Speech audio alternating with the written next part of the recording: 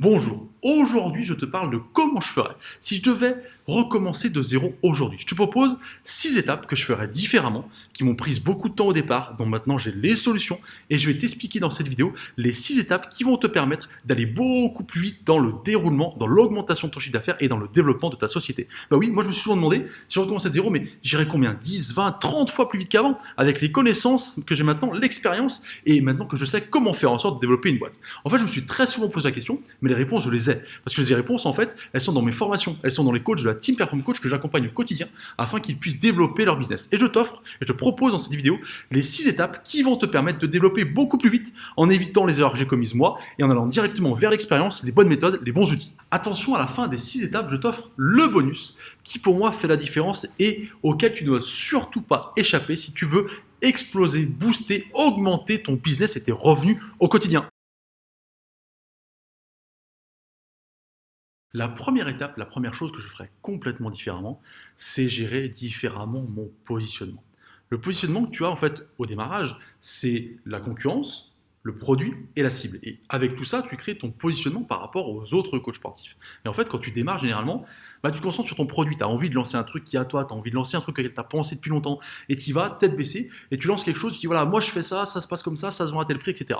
Et en fait, c'est une erreur énorme. Parce que tu fais ça finalement sans connaître le marché.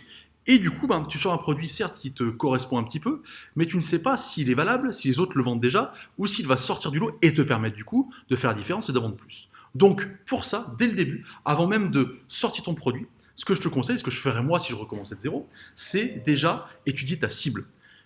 Que souhaitent tes clients? Qu'est-ce qu'ils veulent? En fait, il faut que tu fasses pour ça de la connaissance client. Et oui, cette connaissance client, elle est hyper importante parce qu'elle va te permettre de savoir exactement comment parler, comment vendre, comment communiquer à ton public cible, en fait, aux personnes que tu vises, aux personnes qui sont finalement tes futurs clients. Ça, c'est le premier point.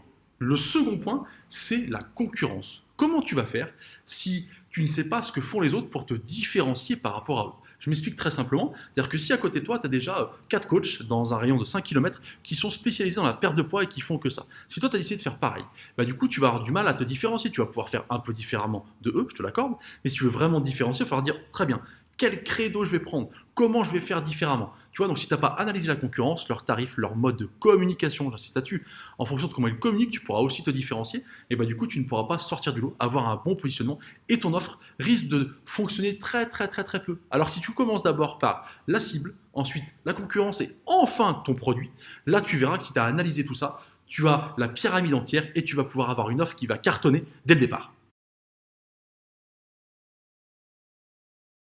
La deuxième étape, le deuxième point que je ferais différemment si je vais recommencer de zéro, c'est beaucoup plus vite me spécialiser. Oui, parce que, en fait, quand tu commences en tant que coach, tu te dis, plus je fais de choses, plus je vais pouvoir potentiellement toucher de clients. Or, c'est faux parce que finalement, ça correspond un peu à la meule de foin, c'est-à-dire que c'est comme si tu avais une grosse meule de foin avec plein de petites aiguilles que tu devais trouver. C'est pas forcément évident. Par contre, si c'est spécialiste, tu réduis ta cible, donc tu réduis la meule de foin. Les aiguilles sont un peu plus grosses parce que du coup, c'est une spécialité, donc tu vas chercher des points précis et du coup, tu vas en trouver plus facilement. Ça ne veut pas dire qu'il y en aura forcément plus, mais tu vas en trouver beaucoup plus facilement. Te spécialiser te permettra également de te démarquer de la concurrence. Bah oui, j'en parlais dans la première partie, dans la première étape. En fait, ton positionnement va être très clair et très naturel si tu arrives à te spécialiser. Alors attention, pas de peur, pas d'objectif et de pression non plus. Tu n'es pas obligé de te spécialiser tout de suite parce que tu ne sais pas forcément quoi faire, tu ne sais pas forcément comment le faire non plus. Alors du coup, tu as le droit de tester, d'essayer. Si tu veux plus d'informations sur la spécialisation du coach sportif et comment ça peut te rapporter plus d'argent, je t'invite à regarder la vidéo qui est là. C'est une vidéo spécifique que j'ai créée et du coup, ça permettra d'aller beaucoup plus loin. Dernier point qui est important dans la spécialisation, c'est de savoir que ça peut te rapporter beaucoup plus d'argent. Bah oui, parce que c'est la même différence qu'il y a finalement entre un médecin généraliste et un chirurgien par exemple. Il est spécialiste, il a vraiment un point de détail sur lequel il est parfait. Donc du coup, ça va coûter plus cher parce qu'on va aller chercher une problématique très douloureuse que l'on va savoir régler. Et ça, forcément, ça se paye beaucoup plus cher. Donc, je résume, si tu es spécialiste, ça te permettra d'avoir une clarté beaucoup plus importante dans ton positionnement. Ça va te permettre également de gagner plus d'argent, d'avoir des tarifs plus élevés. Et surtout, ça c'est un point très important, ça va te permettre d'avoir une communication beaucoup plus fluide. Parce que tu n'auras plus besoin de t'adresser à tout le monde, mais tu vas aller chercher vraiment ta communication, les points précis, la douleur précise de ton public cible, de ta niche de marché. La troisième étape, le troisième point que je ferais complètement différemment d'ailleurs si je devais recommencer de zéro, c'est ma communication. Parce que quand tu démarres, généralement, qu'est-ce que tu fais? Tu communiques sur toi. C'est-à-dire, tu dis aux gens, regardez ce que je propose, regardez mon offre, regardez ce que je fais, c'est génial, je vous propose 1 heure de coaching où je vais faire ça, ça et ça. Bref, tu parles beaucoup de toi et tu parles beaucoup finalement de la manière dont tu vas accompagner les gens, tu expliques comment sont tes séances, etc. Et finalement, c'est pas ce qui va être le plus impactant, c'est pas ce qui va vraiment t'apporter des clients, c'est pas finalement ce qui va parler à tes futurs clients et aux gens qui sont en face de toi. La différence, c'est qu'il vaut mieux communiquer en parlant des problématiques que tu vas régler, en expliquant aux personnes qui sont en face de toi que tu les connais, que tu sais qui ils sont, que tu sais quelles sont leurs problématiques, qu'est-ce qu'ils vivent au quotidien, et finalement, quelles réponses tu vas leur apporter. Ça fonctionne beaucoup mieux dans la communication que si tu parles simplement de toi et de ton offre et que tu la balances comme ça en disant regardez, c'est super. Non, il faut que tu leur expliques que tu es connaisseur, que tu as créé cette offre parce qu'elle règle les soucis qu'ils ont et que finalement, grâce à toi et grâce à ton expérience, ils vont pouvoir résoudre leurs problèmes. Alors, la problématique, ça peut être la perte de poids, ça peut être le mal de dos, ça peut être plein de choses différentes. Ça peut être un sportif de haut niveau et une préparation à une compétition, ça peut être se blesser beaucoup moins. Bref, peu importe. Ce qui compte, c'est que quand tu as choisi ta cible, ta niche de marché, même si tu n'es pas spécialisé, quand tu as choisi vraiment un type d'approche, bah, du coup, il faut que tu sois capable de communiquer par rapport à ça. Et communiquer, ça veut dire régler des problèmes et non pas parler seulement de ton offre et de toi. Le quatrième point, la quatrième étape que je ferais différemment si je devais tout recommencer de zéro, c'est mettre beaucoup plus d'humain dès le départ dans ma relation avec les clients. Alors, je parle de relation pour fidéliser, mais aussi la relation pour vendre. Parce qu'en fait, quand tu démarres, tu es très centré sur tes exercices, sur faire une superbe séance avec des bons exos, au bon moment, la bonne charge, etc. C'est hyper important, je te l'accorde, hein, je dis pas que c'est pas important, c'est quelque chose de très bien. Mais généralement, c'est là-dessus que tu te concentres, tu dis ouais super, j'ai fait une super séance. Mais tu es tellement concentré dans tes exercices, dans ce que tu as à faire, dans ta feuille même de route, tu vois, que tu regardes comme ça, on fait 10 répétitions, etc., que tu en oublies la relation humaine. Tu prends pas soin d'écouter ton client, tu prends pas soin d'écouter la personne qui est en face de toi. C'est-à-dire que au lieu de me concentrer très très très fortement sur ma séance, comment elle est bien, etc., je ferai aussi attention à être très présent pour mon client dans la discussion et dans l'échange, notamment sur les périodes d'échauffement, ce que je fais très bien maintenant, ou de retour au calme, tu vois, parce que quand il est en plein dans la séance, c'est pas forcément évident pour lui de discuter. Du coup, ça te permet d'avoir plein d'informations sur lui, sur sa journée, sa famille, comment ça s'est passé, comment il sent, etc. Et d'être encore plus pertinent au sein de ta séance, d'être encore plus pertinent dans ton management général et ton accompagnement général de ton client. La personne qui est en face de toi, ton client, cherche de l'humain. Il va venir parce que tu as été peut-être bien, il a bien aimé ce que tu dis, etc., mais il va rester parce que du coup la relation humaine est présente. Et ça c'est très important de le comprendre et je n'avais pas compris moi au départ parce que du coup j'étais très concentré sur la technique, le terrain, ce qu'on t'apprend dans les formations finalement, tu vois, à l'école même quand tu apprends ça. Alors que du coup il y a une relation à créer et pour ça il faut être à l'écoute, il ne faut pas être centré seulement sur ta séance, il faut être aussi vraiment à l'écoute de tous les paramètres qui existent autour de ça. Le côté humain est ultra, ultra, ultra important aussi dans la vente. Bah oui, parce que au départ, quand tu commences, tu es tellement déjà stressé par la première vente, le premier rendez-vous que bon, t'es pas tellement là, tu es concentré sur ce que tu dois dire. Attends, j'avais dit que je disais ça, après je passais à ça, après je faisais ça.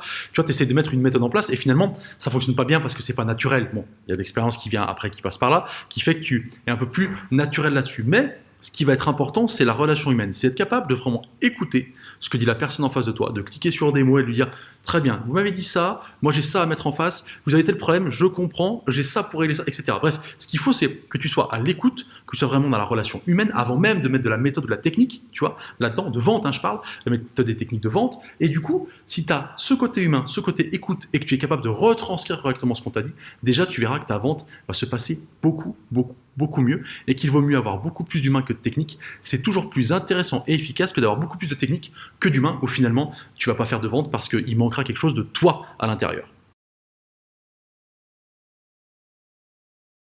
Dans cette cinquième partie, comment je ferais si je commençais de zéro, bah, je ferais différemment aussi sur l'investissement. Alors là, je vais mettre deux choses différentes, je vais te parler de deux choses différentes. Je vais commencer par l'investissement pour ton tarif. Bah oui, parce qu'en fait, si tu as des outils, tu vas pouvoir avoir un tarif plus élevé et ça va te permettre d'avoir des méthodes différentes et d'accompagner encore mieux tes clients et du coup de répercuter ça sur le prix.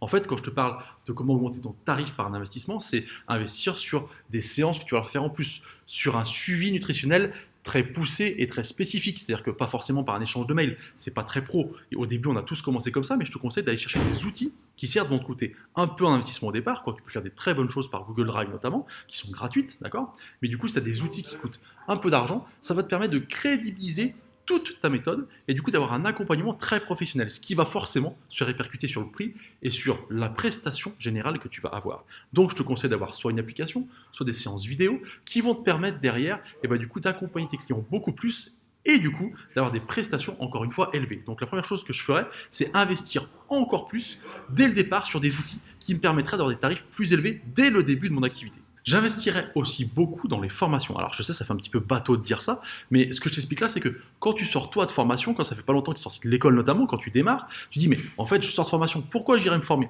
Alors qu'il y a plein de techniques qu'on t'a pas apprises, la vente notamment, la fidélisation, comment proposer tes offres, etc. Il y a plein de choses qu'on t'a pas apprises, que tu sois en STAPS, en BP, etc., en Dust, on t'a pas appris ça. Donc du coup, ce qui compte pour moi, c'est que tu dises très bien, quelles sont mes limites en fait, et dans quoi je dois pouvoir me former. Et plus tu vas te former, donc tu vas investir de l'argent pour tes formations, plus tu vas être crédible, pertinent, plus tu vas augmenter ta qualité en fait générale de coach sportif, bah, plus tu vas pouvoir augmenter tes prestations et tes tarifs aussi. Donc finalement, c'est pour ça que ça s'appelle un investissement, parce que tu donnes pour recevoir plus et que ça soit plus important au final que ce que tu as donné.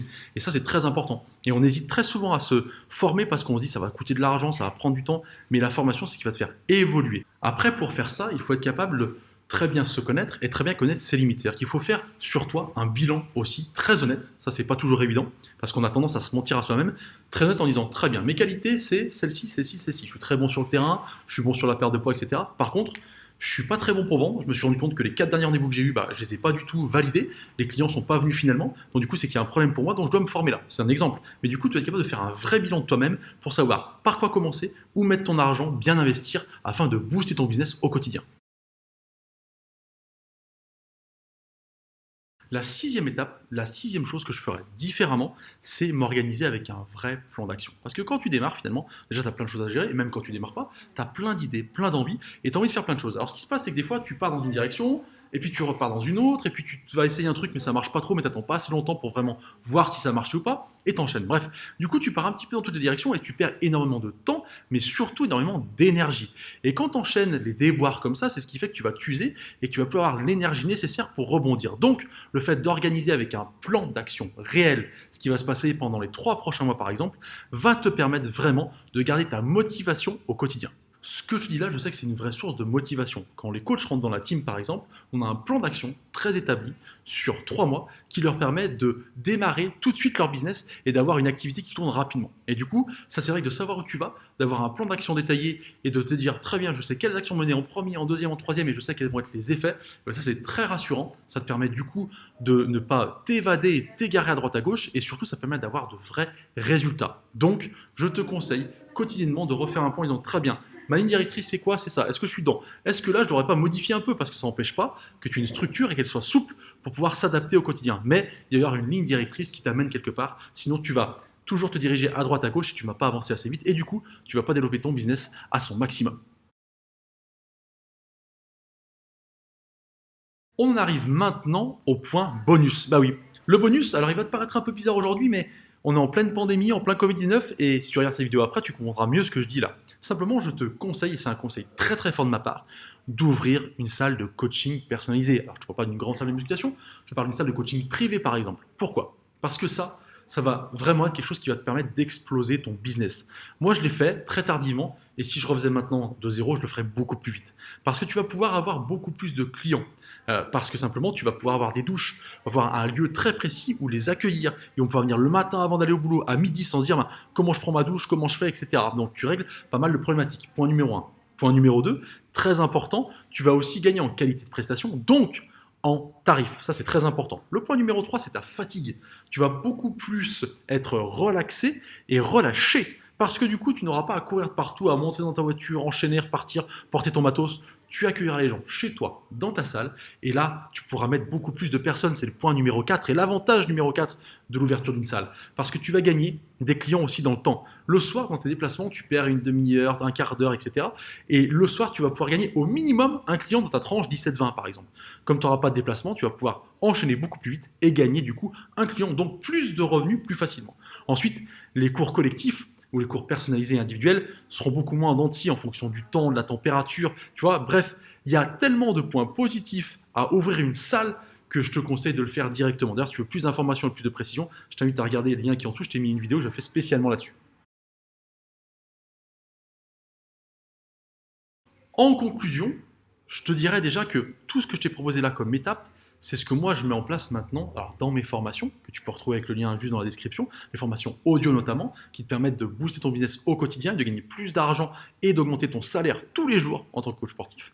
Et puis dans l'accompagnement des coachs au sein de la Team Perform Coach, où j'accompagne les coachs justement à développer leur business au sein d'une aventure humaine et collective, et où du coup en fait je prends vraiment le soin de toute mon expérience de 15 ans pour leur dire, bah voilà, maintenant comment on fait. Dès le départ, je te l'ai expliqué dans la vidéo, j'ai dit on a une trame sur les 3 premiers mois et on enchaîne comme ça avec des